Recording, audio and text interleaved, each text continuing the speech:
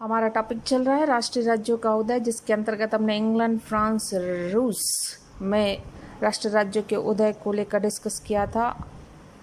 अब हम करेंगे प्रशा में राष्ट्रीय राज्यों का उदय।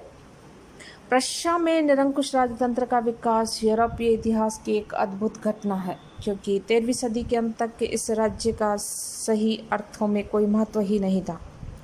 स्विट्जरलैंड की सीमा पर जालान नामक एक छोटा सा गढ़ था, जिस पर काउंट परिवार का शासन था। यही परिवार आगे चलकर होहान जालान वंश के नाम से विख्यात हुआ और प्रशा राज्य का संस्थापक बना। पवित्र रोमन सम्राट ने इस परिवार की सैनिक सेवाओं से प्रसन्न होकर इसके मुखिया को सैनिक गवर्नर बना दिया। फिर भी इस परिवार का भाग्योदय 1415 ईस्वी से शुरू होता है, जबकि सम्राट सिगिस्मंड ने इस परिवार के राजकुमार फेडरिक को बेडनबर्ग का इलेक्टर एवं शासक नियुक्त किया। बेडनबर्ग का छोटा सा राज्य जर्मनी में म्यूज एवं एल्ब नदियों के बीच में स्थित था और प्रारंभ में स्लाव जातियों के आक्रमण से सुरक्षा की दृष्टि से एक सैनिक चौकी के रूप में इसकी स्थापना 10वीं शताब्दी में की गई थी। बेडनबर्ग के शासकों ने धीरे धीरे अनुकूल परिस्थितियों का लाभ उठाया और ऑर्डर एवं एल्ब नदियों के बीच स्थित समुचे क्षेत्र पर अधिकार करने में कामयाब हो गए। इसके उनकी सैनिक शक्ति और राज्य की सीमाओं का काफ़ी विस्तार हो गया। ऑर्डर नदी पर स्थित बर्लिन नगर भी उनके राज्यों के सम्मिलित था।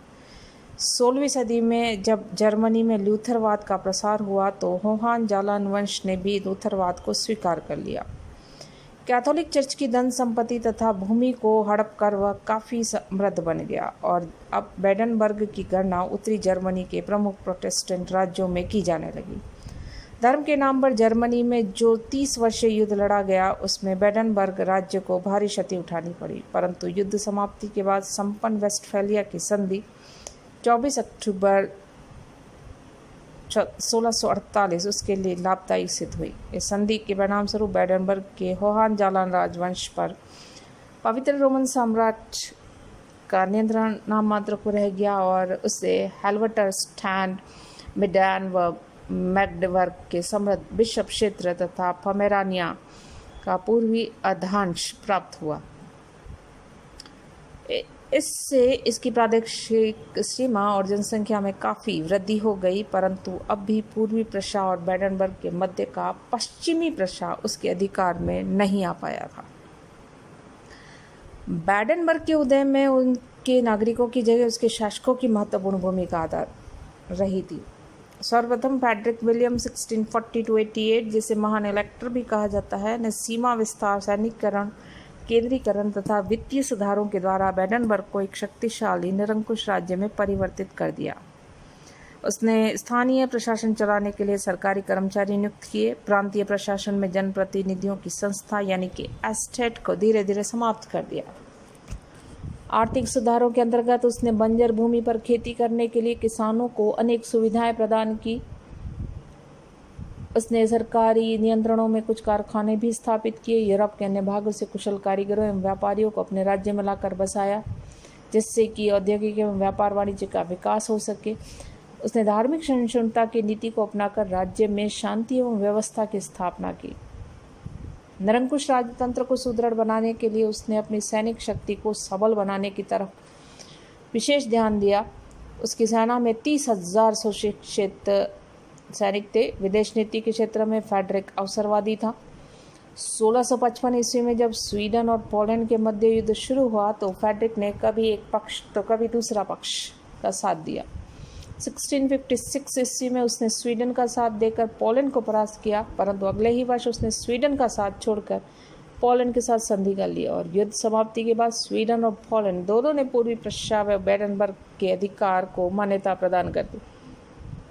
1667-68 में डेवोलेशन युद्ध के प्रारंभ में फेडरिक ने लुई 14वें का साथ दिया, परंतु बाद में डचों की सहायता कर दी। इस युद्ध में फेडरिक को फ्रांस के हाथों पराजित होना पड़ा, परंतु उससे फ्रांस के मित्र स्वीडन को बुरी तरह पराजित करके बेडनबर्ग की सैनिक शक्ति की धक जमा दी। सालेशिया के प्रश्न पर बेडनबर्ग और ऑस्ट्रिया के संबंध काफ़ी समय तक तनावपूर्ण रहे, परंतु अंत में फेडरिक ने ऑस्ट्रिया से संधि कर ली और संधि से उसे श्वीवश का जिला प्राप्त हुआ। फ्रेडरिक विलियम की मृत्यु के बाद फ्रेडरिक तृतीय यानी 1688 to 1730 तक इसका उत्तराधिकारी बना। उसने शासन की महत्वपूर्ण घटना रही ब्रांडेनबर्ग के इलेक्टर को प्रशा का राजा की उपाधि मिलना।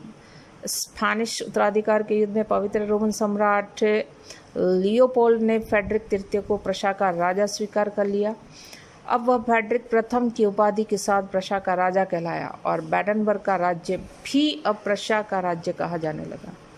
1713 ईस्वी में यूट्रेक्ट की संधि ने भी प्रशा के नए राज्य तथा होहेन-ज़ालान राजवंश को मान्यता प्रदान कर दी और इस प्रकार यूरोप के इतिहास तथा राजनीति में प्रशा नामक नवीन शक्ति का उदय हुआ, जिसने आने वाले समय में यूरोप की राजनीति में एक महत्वपूर्ण रोल प्ले किया था। फ्रेडरिक प्रथम की मृत्यु के बाद उसका पुत्र फ्रेडरिक विलियम प्रथम 1713 से 40 तक के उपाधि के साथ प्रशा का राजा बना। वह एक निरंकुश शासक था और प्रशा की सैनिक शक्ति को बढ़ाने में उसकी गहरी रुचि थी। उसने प्रशा में सुदृढ़ केंद्रीय प्रशासन की नींव रखी और कई महत्वपूर्ण सुधारों के द्वारा प्रशा के उद्योग धंधों, व्यापार, वाणिज्य एवं कृषि की उन्नति के लिए अथक प्रयास किया। परंतु राजकीय आय का सर्वाधिक प्रतिशत लगभग 70% उसने सेना पर ही खर्च किया था। उसने अपने अंगरक्षकों की एक विशेष सेना गठित की थी जिसके सभी सैनिक 6 फीट की लंबाई रखते थे। उसके साथ में प्रशा के सैनिकों की संख्या 38,000 से बढ़ाकर 83,000 तक पहुंचा दी गई। उसके उत्तराधिकार फ्रेडरिक महान ने इसी सेना के बल पर यूरोपीय राजनीति में महत्वपूर्ण भूमिका अदा की और प्रशा को यूरोप का एक प्रमुख राज्य बना दिया था।